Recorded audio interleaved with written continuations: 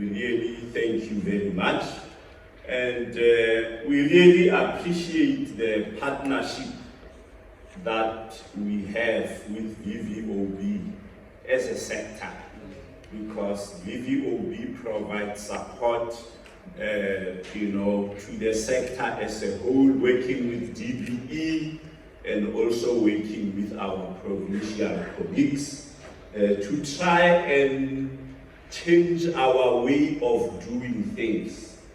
They say the only thing that remains constant in life is change. And being in the education sector, it's a very dynamic sector where change happens all the time. And that is why it's important for us to hold our teachers' hands all the time, because as innovations happen, as change happens, we need to make sure that our teachers are kept on the loop with regards to the changes that are happening. So I've been requested to come and talk to you about the online teacher development platform that we have developed. And as I was listening to the presentations, and the inputs that were made this morning, I then understand why this presentation was actually relevant, because what we are trying to achieve with our online teacher development platform, it's very much aligned to what VVOB is trying to achieve through, blended learning approach as well as a play-based learning approach. I'm gonna start by giving some bit of a background, just to paint a context in terms of why we do the work that we do. Now, most of you will remember that in 2009, there was a summit that was convened, which consisted of different stakeholders within the education sector. And that summit was convened to achieve a number of things. Firstly, to look at the poor capacity of our education system to respond to teacher development needs. You will remember that we had a number of instruments at the time. We had a whole school evaluation instrument, we had IQMS instrument. Previously, there was an instrument on developmental appraisal. Now, all these instruments generated data on what development needs to happen. But our capacity as a system to respond to those needs was actually very weak. So the summit was convened to look at how, as a system, we can actually improve our capacity. The issue of poor quality of programs, the delivery of teacher development programs that was largely uncoordinated. Because teacher development is not the sole responsibility of government. There are other role players and stakeholders. But what we have to make sure is that we put a system in place that will coordinate the different role players. The programs that were not needs-based, the challenges around funding, and largely poor systems for needs identification. Despite the fact that, there were all those needs that we identified through the different mechanisms, but we still came up with programs that did not necessarily speak to these needs. So people attend training, but their performance and the outcomes in the classroom still remain the same. So there was no alignment between what teachers need and the kind of training programs that we were providing them. So we came up after the summit with this framework that gave a broad overview of what needs to be done, and one of the areas was ensuring that we strengthen the system for teacher needs identification as part of Output 1. We strengthen the issue of recruitment, making sure that there are younger people who come into the profession, that we establish structures that would coordinate the delivery of teacher development programs. That is why we have your DOKIs, the institutes, as well as the teacher centers, and then also ensuring that we work collaboratively with higher education to synchronize and align systems for training. Now, the establishment of the NICPD came out as part of Output 1 activities. It was established specifically to ensure that there is this collaboration, the coordination that needs to happen in the delivery of this program. And in terms of the role that was envisaged from it, firstly was that it must be driven by evidence in determining areas requiring intervention, that it must ensure that our teachers have the capacity to deliver the curriculum. That is the primary objective. That this will be achieved through making continuous investment in our teachers. I think you have heard the saying that the quality of any education system is as good as the quality of its teachers. So the only way we can improve our system is if we improve the quality of our teachers. So as the NICPD, we don't have the responsibility to do all the training, but our responsibility is to make sure that all the people who participate in the training space are properly coordinated and that their processes are aligned. I will not speak to that diagram because I think it's quite complex. Right.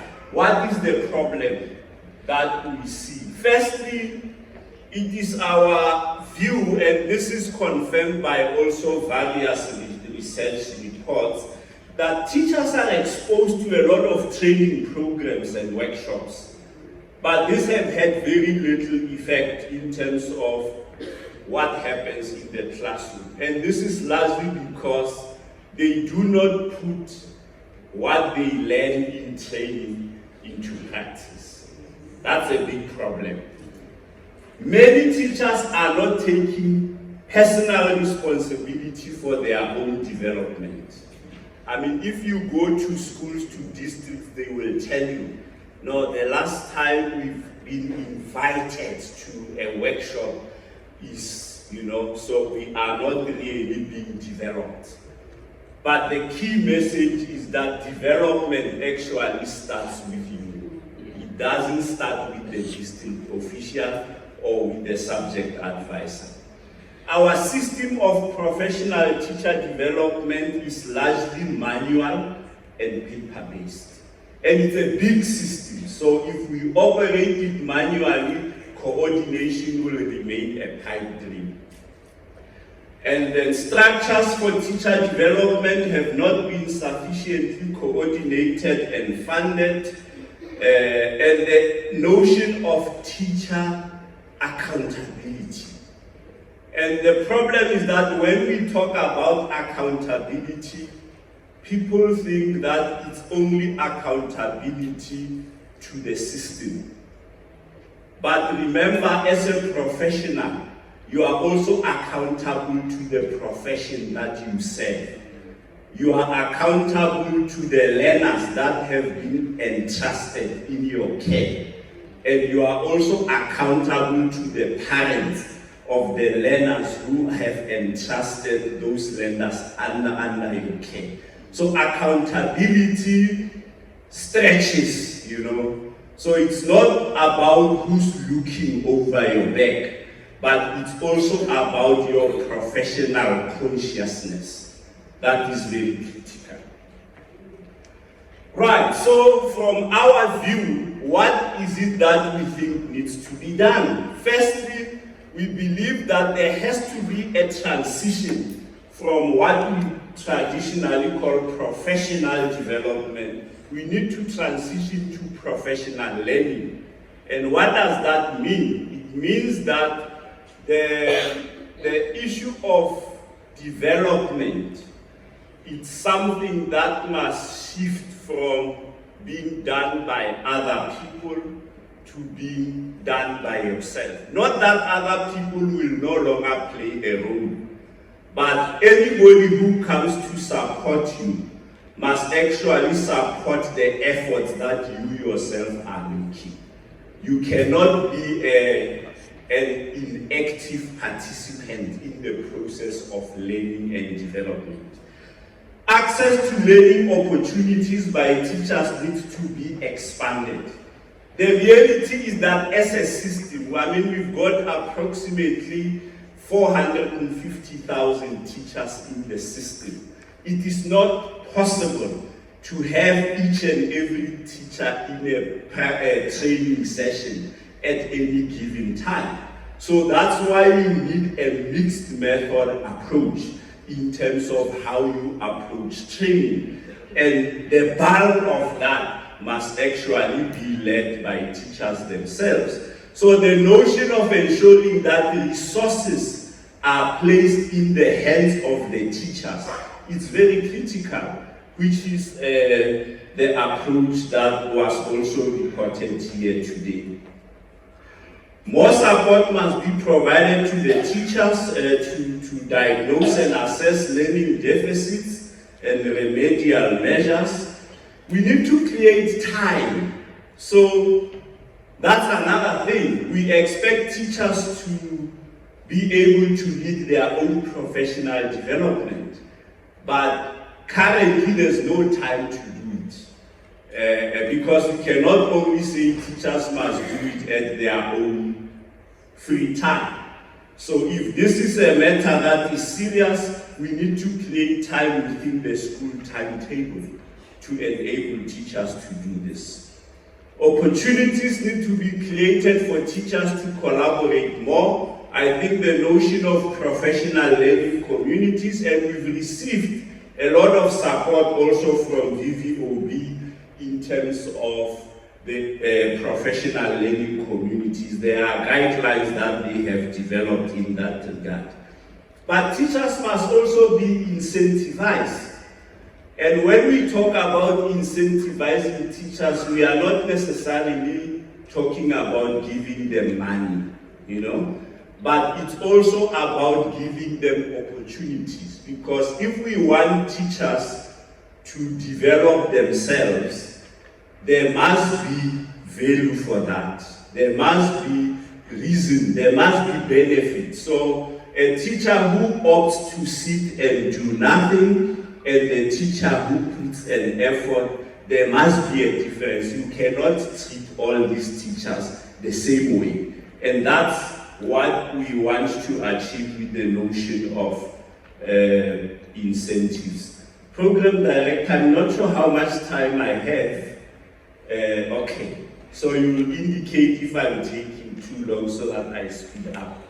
Okay, so there are a number of other systemic interventions that we are putting in the system. For an example, strengthening systems for teacher needs assessment through diagnostic assessment. We are currently reviewing the strategic planning framework so that we can strengthen the implementation. We're looking at development of a policy to also strengthen the implementation of the framework. We are implementing the online teacher development platform that I will touch on, and then we are also looking at developing tools for impact assessment. Right, so in terms of our online teacher development platform, so our platform is developed in 3 phases. Phase 1, it's largely what we call a self-reflection tool. So our online platform has got resources in it. Most of them are micro-learning resources, right?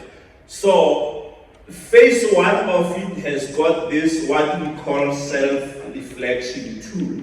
Now we are calling it a self-reflection tool because it's not a self-assessment, because teachers don't like to be assessed.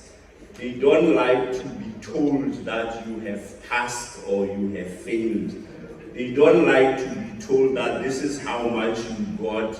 You know, they don't like that. And we experience that when we try to implement diagnostic assessment, because they felt that they were more judgmental rather than developmental. So then we have changed our approach so that it becomes some kind of a self-reflection questionnaire.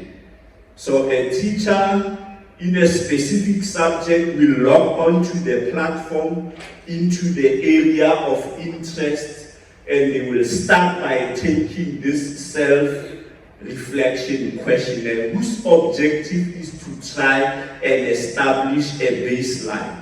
What is it that you know already about the subject under consideration? And once you have answered those questions, then in terms of those questions that you didn't answer satisfactorily, the system will then refer you to modules that are already loaded onto the platform to say, in order to address these areas, this is what you want to do. So that is why the approach has changed from being judgmental to being more developmental. Phase 2 of the platform is where you have a library of micro-learning modules, and there has been a lot that has been said about micro-learning in the presentation today. Now, the rationale for micro-learning is that since this is an online system, you don't want your teachers to spend hours and hours on the phone or whatever device, you know, trying to go through or trying to learn something. So our micro-learning modules are between 30 minutes and up to about 45 minutes in terms of length. So even during your break, when you are eating, you can log on and learn something. That is the rationale behind the approach. But now we will be, so both phases 1 and phase 2 are currently live and they are currently operational. We will be developing the 3rd phase. Now the 3rd phase we are going to develop in collaboration with SACE, so that when you take a full program, now 3rd phase will not only do micro-learning, but you'll also be able to do full programs. Even if you do a face-to-face training program, it should be possible to register that program onto the platform, so that through the platform, for the first time, we will be able to know who has been trained on what, where, and how. And we will be able to just draw a report at the click of a button. I don't have to call that Elangeni, how many maths teachers have been trained in a particular year in mathematics. I can just get that information on the platform. So the development of the online platform is an attempt to try and do things smarter, to try and do things more efficiently, and moving away from our manual approach of doing this. I have 2 minutes. Yes. Sure. Okay, so this is just a slide that shows trends in e-learning. Basically, these two slides are saying to us, going micro-learning approach is the new way of doing things. Because our way of doing things through workshops for 2 or 3 days have proved that they are not effective. And if we want different results or outcomes, we will have to do things differently. Right, so this is what the platform aims to achieve. We are pursuing an agenda of teacher professionalization, inculcating a culture of professional learning, self-reflection. Teachers can have access to quality development programs. We are expanding opportunities also for teachers to collaborate through online professional learning communities. They can automatically get professional development points, because at the moment, once you have done your training, you have to ask for SACE to credit you with points after going through training. Now, these are some of the elements that are currently on the platform. Recommendation there, it's based on phase 1 that I was talking about. Recommendations based on your self-reflection questionnaire. You can search content by title. There are categories. It's got a help component on it. You can also have conversations with other teachers who are on the platform. You can create your professional learning communities on the platform. You can create your own learning pathways and invite other people on the pathway.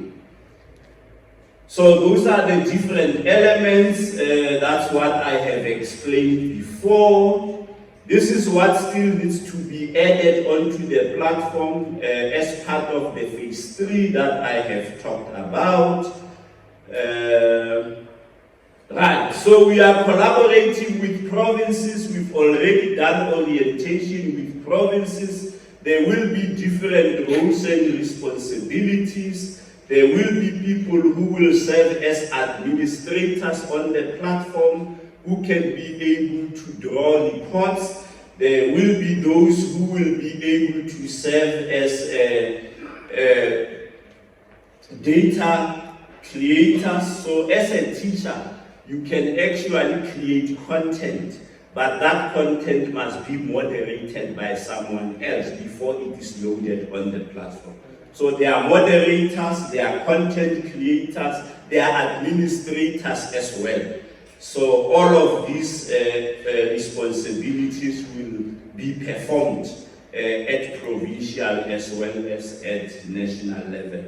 These are just the different dates, and that is 2022, which was last year, where we did provincial roadshows. But we will still do roadshows this year with the development of phase 3, where we will be collaborating with SACE.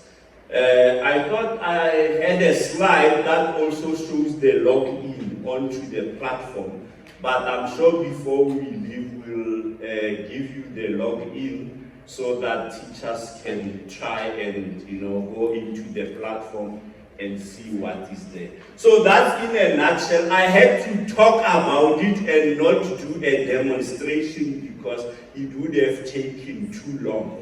But this is just to whet your appetite, and then we can come back and share more information about how the platform actually functions. But thank you very much, Program Director, and thank you for listening to me, colleagues. Thank you.